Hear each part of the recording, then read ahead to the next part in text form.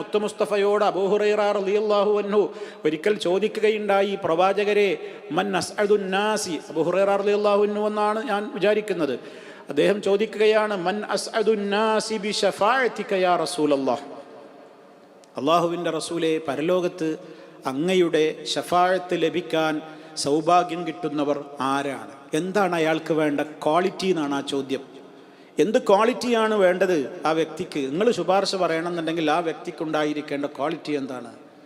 നബി സല്ലല്ലാഹു അലൈഹി വസല്ലം പറഞ്ഞു, അസ്അദുൻ നാസി ബിശഫാഅതി യൗമൽ ഖിയാമ മൻ മാത മിൻ ഉമ്മതി ലാ യുശ്രികു ബില്ലാഹി ശൈഅ. എൻ്റെ ഉമ്മത്തിൽ നിന്ന് ശുപാർശക്ക് യോഗ്യനാകുന്നവർ ആരാണ്? മൻ മാത്ത, മരണപ്പെട്ടു പോയവർ മാത്രമായിരിക്കും. മിന്നുമ്മത്തി, എൻ്റെ സമുദായത്തിൽ നിന്ന്. ഏതവസ്ഥയിൽ മരണപ്പെട്ടവർക്കേ കിട്ടുകയുള്ളൂ?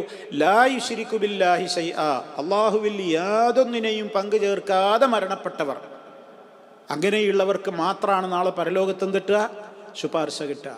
അപ്പം ഇവിടെ മുത്ത് മുസ്തഫയോട് ഇവിടുന്ന് തന്നെ നബിയെ, നിങ്ങൾ എനിക്ക് വേണ്ടി ശഫാഅത്ത് ചെയ്യണേന്ന് നബി തങ്ങളോട് വിളിച്ച് തേടുന്ന ആളുകളുണ്ട്. നബി തങ്ങളോട് സ്നേഹമാണ്, നബിയെ മദ്ഹ് പറയുകയാണ് എന്നൊക്കെ പറഞ്ഞിട്ട് അവർ നബിയെ വിളിച്ച് നേരിട്ട് തേടുകയാണ്. അശ്ശഫാഅത ഹബ്ലനാ ഫിൽ ഖിയാമത്തി മുശ്ഫിഖ വഹ്ലനാ ഇൻ ദാഅയാ സയ്യിദി ഖൈറൻ നബി. നമ്മുടെ നാടുകളിൽ, വീടുകളിൽ പാരായണം ചെയ്യുന്ന മങ്കൂസ് മൗലിദ് എന്ന് പറയുന്ന മൗലിദ് കിതാബുണ്ട്. ആ മൗലിദിൽ നബി തങ്ങളോട് വിളിച്ച് നേർക്കുനേരപ്പം പറഞ്ഞുകൊണ്ടിരിക്കുകയാണ് ആളുകൾ. അശ്ശഫാഅത ഹബ്ലനാ, നബിയെ അങ്ങ് ഞങ്ങൾക്ക് ശഫാഅത്ത് തരണേ. അശ്ശഫാഅത ഹബ്ലനാ ഫിൽ ഖിയാമത്തി, ഖിയാമത്ത് നാളിൽ നിങ്ങൾ എനിക്ക് വേണ്ടി ശുപാർശ പറയണേ.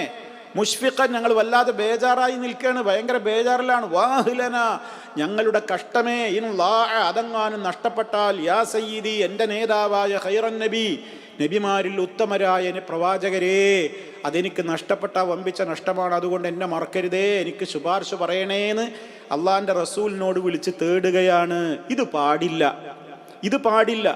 മറിച്ച് ആരോടാ പറയേണ്ടത്? അള്ളാഹുവേ, നിന്റെ നബിയും നബിമാരുമൊക്കെ പരലോകത്ത് ശുപാർശ പറയുമ്പോൾ ആ ശുപാർശയിൽ ഉൾപ്പെടുത്തപ്പെടുന്നവരിൽ എന്നെയും നീ ചേർക്കണേ അല്ലാഹ് എന്ന് ആരോടാ പറയേണ്ടത്? അള്ളാഹുവിനോടാണ് പറയേണ്ടത്, അല്ലാതെ നബിതങ്ങളോടല്ല. ആണ് വ്യത്യാസം. അത് നമ്മൾ കൃത്യമായിട്ട് മനസ്സിലാക്കിയിരിക്കണം. ഇപ്പം നബിതങ്ങളെ വിളിച്ച് തേടുക എന്ന് പറയുന്നത് ശിർക്ക് ചെയ്യുന്ന പ്രവൃത്തിയാണ്. അവർക്ക് റെക്കമെൻഡ് കിട്ടല്ല ചെയ്യുക, അത് തടയപ്പെടുക ചെയ്യുക. ഇത് കൃത്യമായിട്ട് മനസ്സിലാക്കണം.